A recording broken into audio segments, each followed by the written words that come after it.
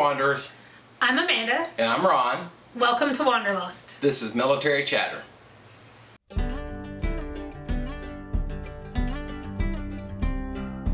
Hey Wanderers, it's Ron. So this is that second half we promised you last week that'll focus on the confidentiality piece for Chaplain Corps members. Thanks for bearing with us. We just didn't want last week's video to go too long, so enjoy this and we'll see you later.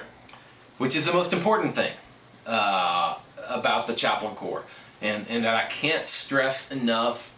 And if you are serving now, this is the God's truth. We have 100% confidentiality. That comes from 52-101. That is our foundational document that we have a 100%, and that is chaplains and religious affairs airmen.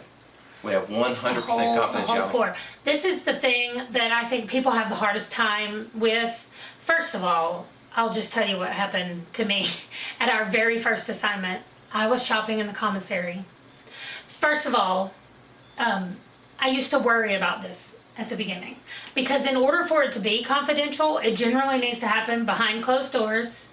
And like Ron said, people don't come talk to him when they're having a great day, usually.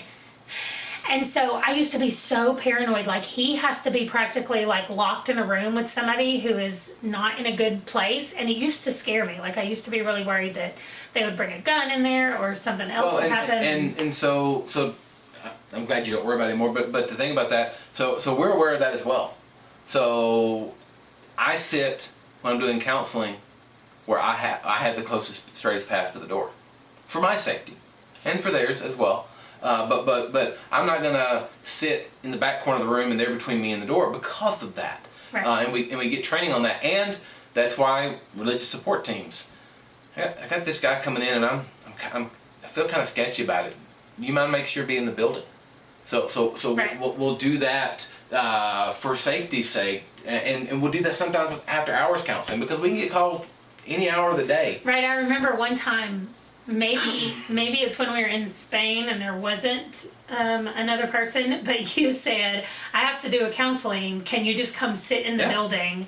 You weren't worried about violence or anything. I think it was a woman, and you just wanted to make sure that you were not alone with a woman in the chapel after hours. Yeah, we want to protect everybody. And so I just went up there and sat in a chair in the kitchen. I think I never even saw her. But anyway, what I was originally saying about the confidentiality was I was shopping in the commissary with two little babies, and I was just pushing my cart along, and this woman goes, "Hi," and I was like, "Hi," and I thought, do I know her? Have I met her? Like, she vaguely looked familiar to me, but I didn't know her at all. And she said, "I guess your husband told you that I'm having some problems in my marriage." And I was like, no, he didn't tell me, nor do I know who you are. Like, I was so free. I was like, no, he didn't, but I'm really sorry about that. And then my kids are loud, which was, thank goodness they got loud. And I was like, see you later, and just went off with my kids. And then I got home and I was like, so the weirdest thing just happened. But confidentiality means confidentiality. Yeah. So even things will show up in the newspaper, and I'm like, did you get called in because of this? And he's like, I can't tell you. I'm like, it's in the newspaper. Nope. Yeah. So how does that work practically? So the easiest way to describe it, where most people go, oh, I kind of get it, it compares to the Roman Catholic rite of confession. So confession happens, that's between the individual and the priest, and that's as far as it goes. And so that's the closest thing most people know, but we do believe that 100% confidentiality. And people go, well, the first question is, what if somebody says they're about to go kill somebody? Absolutely, because most entities that do counseling have a duty to harm, report. So right, this is what was weird. He had to tell them in our foster parent training, because as foster parents, we are mandatory reporters. That means if we know that people are being harmed, we have to call social services. We don't have a choice about it. We can be punished or fined or whatever if we don't do that. Like, most school teachers are mandatory reporters, most counselors are, but not chaplains. And so he had to tell them, like, if this is in a chapel capacity where there is an understood confidentiality, I cannot do that. Yeah, because the confidentiality applies to any communication to and this is straight out of document. That we used to base it out of a military justice rule. It's not coming out, but the sentiment is the same. Is that any communication happens to a clergyman, that's what was the language, or a chaplain, Right. or a religious affairs airman in their capacity as a chaplain or religious affairs airman. So a lot of times when people, they'll say, "Hey, chaplain, you got a minute?" I'll ask them, "All right, you need Ron or you need Chaplain Feeser?" Because that's where I'm going to know what are we doing here, and that's become especially more important because, like you said about, I used to go tell another chaplain. Well, I said if I were a Right. chaplain, I wouldn't be able to keep confidentiality just because I like to tell things. That's horrible. It makes me sound like a horrible person. But I said I could just go tell another chaplain, but I can't do that. No. Now we will have discussions in hypotheticals. Oh, okay. Because maybe I'm counseling somebody, I'm not running into this before, and I go, "Hey, dealing with somebody who's got this issue, what do you think?" I'm not going to go and say, "Hey, Sergeant Snuffy in this squadron is dealing with," no, we're not going to do that. But so we can have some sort of professional that sort of thing. But we're going to keep it there. And within the Chaplain Corps, there are only certain I cannot provide confidentiality to really anybody on the staff. Oh, so they Because I'm in their can't. chain of command. Oh, I see. Okay. So the chaplains that I directly supervise, but even the enlisted, even though I don't rate on them right now, if the wing chaplain is out, I become the acting wing chaplain, and now I'm in their chain of command. Right. So it's frowned upon to do anything sort of counseling that would need confidentiality. So we're going to go outside of our chapel to go find that. Generally, that's where we try to cultivate friends with other branch chaplains. Okay, so we have a couple more things involving confidentiality that I wanted to bring up. So there are, like we talked about, certain people that are mandatory reporters. There are certain things that have to be reported, and depending on who you're talking to. And so when you're talking about sexual assault and all the training that goes along with sexual assault training, there are so many rules about who has to report, and especially if you're talking about an active duty person that wants to report a sexual assault, it even breaks down to this person needs a medical or mental help, but they don't want it to go up their chain of command. This person... That's called a restricted report. Right. So, like, the reports are completely different based on what the person who is reporting it wants to do. Do they want to get help and run it up their chain of command? So the person that they go and talk to sometimes has no choice. They have to run it up the command. So if you want to file a restricted report where you want to get the help that you need to get, but you don't want to run it up the command, or maybe you do later, but not right now, that is a different report, and that means that's a different person that you might need to go talk to. And it can be so confusing, especially when the whole reason you're there is because something horrible happened. It's not like you're thinking clearly at this point anyway.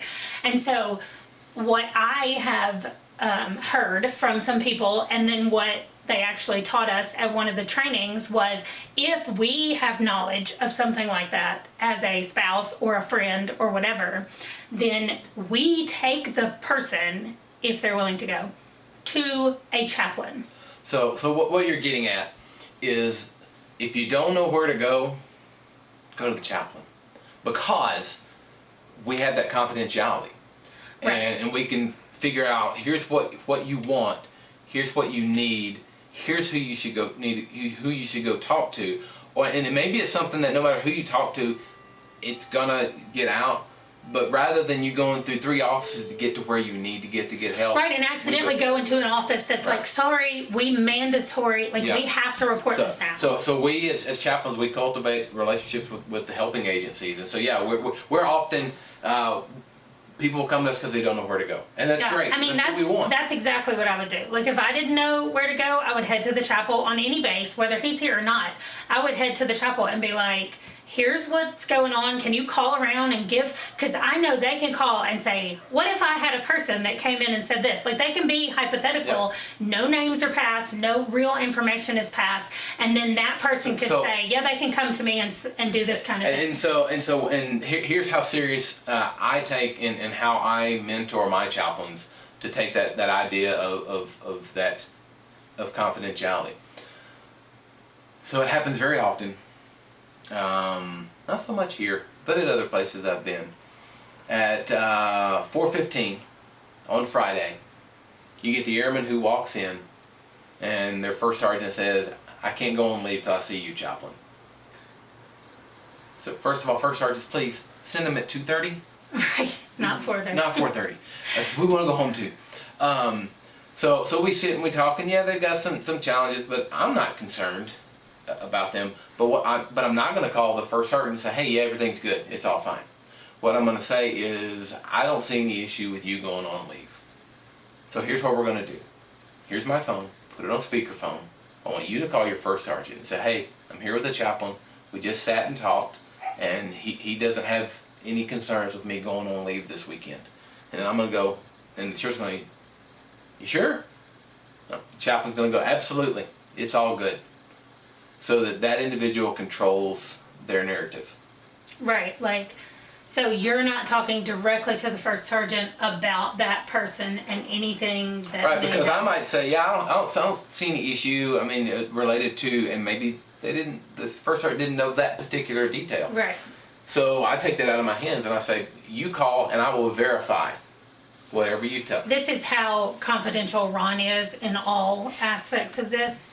My mother called me years ago and she said something, I don't even remember. She told me something that had been bothering her, and she said, well, I'm sure Ron told you. And I was like, why does Ron know? And she said, oh, I called and talked to him about it. I was like, well, no, he didn't tell me, because he doesn't say anything that he's been told. I was like, my mother does not have an expectation of confidentiality. That's right, Mama. Everybody who talks to Chaplain Feeser has an expectation of confidentiality, and they're going to get it. So that is a question that I have. Your responsibility is to airmen and their families. Yes. Is that true? Absolutely. What about a civilian that works on the base? So we are manned for active duty members. That's who's guaranteed those things. But whoever walks in the door, we're going to take care of them. I'm not going to ask, when you come in and you need counseling, I'm not going to say, can I see your ID card? So I'm going to provide care. You're going to assume if they made it to the base. That they have some sort of access.